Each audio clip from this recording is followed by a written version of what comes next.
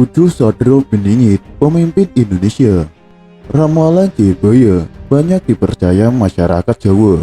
Salah satunya ramalan yang melegenda yaitu Satrio Beningit.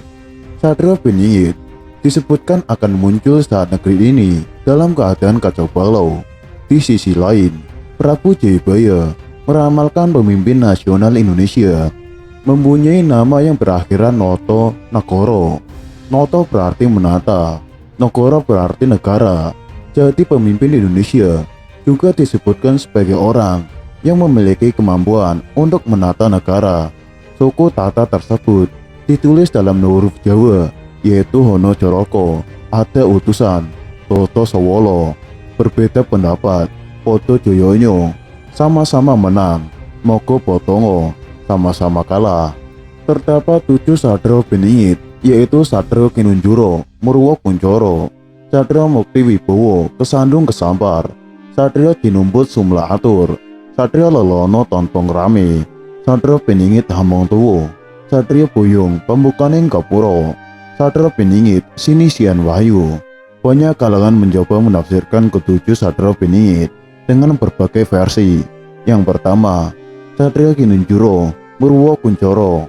Sosok ini berarti tokoh pemimpin yang akrab dengan penjara atau Kinunjuro, yang akan membebaskan bangsa ini dari belenggu keterpenjaraan dan akan kemudian menjadi tokoh pemimpin yang sangat tersohor di seluruh jagat, Murwo Kuncoro.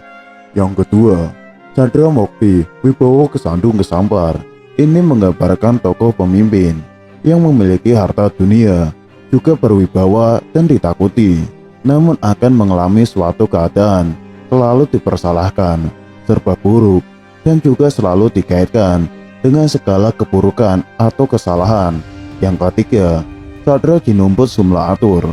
Sosok ini merupakan tokoh pemimpin yang diangkat atau terpungut atau jinumbut, akan tetapi hanya dalam masa jeda atau transisi atau sekedar menyelingi saja Sumla Atur.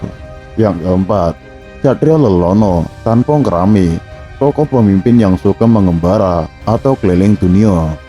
Akan tetapi, dia juga seseorang yang mempunyai tingkatan kejiwaan religius yang cukup atau rohaniah. Yang kelima, Satrio Beningit Hamong Tuwo.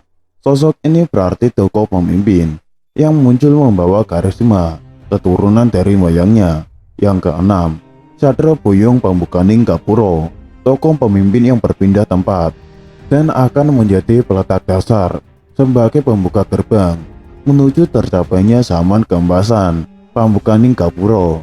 Yang ketujuh, Satrio Pinantito Sinisian Wahyu, tokoh pemimpin yang amat religius, sampai-sampai digambarkan bagaikan seorang resi begawan dan akan senantiasa bertindak atas dasar hukum atau penunjuk Allah Subhanahu wa Ta'ala. Sinisian Wahyu dengan selalu bersandar hanya kepada Allah. Insya Allah, bangsa ini akan mencapai zaman keemasan yang sejati. Satrio adalah sosok manusia yang benar-benar menjaga hukum kehidupan. Pandang berbuat kesalahan pun jika telah bersalah pasti ditebusnya.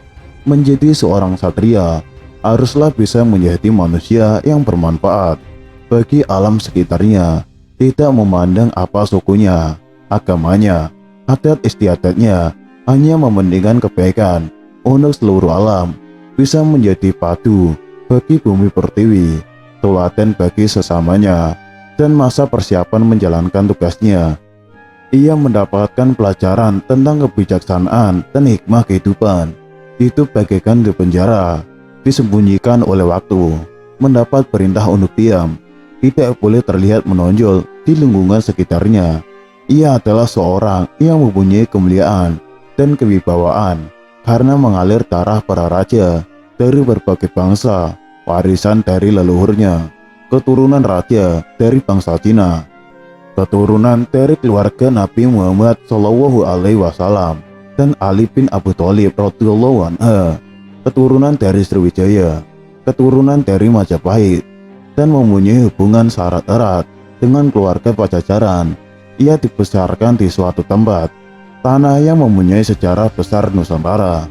Namun ketika remaja, ia berkelana ke arah barat dari tempat asalnya, melakukan semua hal yang bisa melepaskan derita seseorang tanpa mengharap pujian atau imbalan. Walaupun selama perjalanan itu, ia selalu dijegal oleh orang-orang yang iri terhadapnya, hingga akhirnya ia telah kembali ke tempat asalnya untuk menumbuh kembangkan budaya tempat ia dilahirkan, mengasuh pemuda-pemuda yang datang kepadanya, mengajarkan hakikat kehidupan, dan tetap menolong sesama tanpa pamrih apapun. Kepulangannya ini titik awal dari pelaksanaan tugas yang sesungguhnya, membuka gerbang impian rakyat akan hidup adil sejahtera. Dalam melaksanakan tugasnya, ia selalu berpedoman pada kebijaksanaan, tidak mau membeda-bedakan sesamanya, karena semua adalah makhluk Gusti yang Maha Pencipta. Lepas sudah semua atribut golongan-golongan, selama ia melaksanakan tugas untuk memakmurkan masyarakat di sekitarnya, kelak keberhasilannya bersamaan dengan kegagalan pemerintah negara. Tidak ada yang menyangkal bahwa apa yang telah dikerjakan sang satria telah membuka hati rakyat.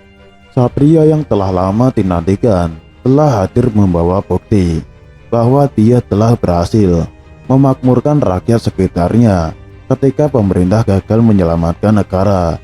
Dia yang akhirnya memimpin negara, membawanya terkenal ke seluruh jagat. Negara yang berdahaga, damai, tentram, gemah ripah lo jinawi. Sumber lainnya adalah Jangka Jayabaya, Uga Wangsit Siliwangi, dan beberapa naskah karangan dari Raja-Raja Mataram. Benarkah secara pribadi Sadra Piningit ini ada? Ya, saya sendiri tidak membantahnya. Suatu saat negeri ini pasti akan dipimpin oleh seseorang yang benar-benar mempunyai sifat yang utama, adil pramarta, dan berbudi bawa laksana. Tentu saja kita berharap masa itu segera tiba. Namun sebelumnya, marilah kita uraikan sedikit-sedikit benang-benang ramalan itu satu persatu. Menurut pemikiran saya yang masih awam ini, Sadra Piningit bukanlah hanya mengacu pada sosok pribadi saja, namun ini bisa diartikan gambaran sebuah zaman di mana spiritual akan mewarnai kehidupan negeri ini, bukan liberalisme, komunisme, atau kapitalisme, ataupun fanatisme agama. Dalam syarat-syarat kuno tersebut disebutkan tentang kode-kode gaib yang akan menandai kemunculan zaman ini. Misalnya, Bocah Angon, Trisulo Triniji Suci, Gunung Merapi meletus, Sabtu Palon, tumbal-tumbal perkasan, dan lain-lain. Apakah kode-kode di atas akan kita terima mentah begitu saja? Tentu saja tidak. Kita harus jeli tentang bahasa seloka ini. Semua ini bahasa kiasan, di mana sudah menjadi tradisi bagi orang-orang Jawa dalam menyampaikan sesuatu kepada orang lain.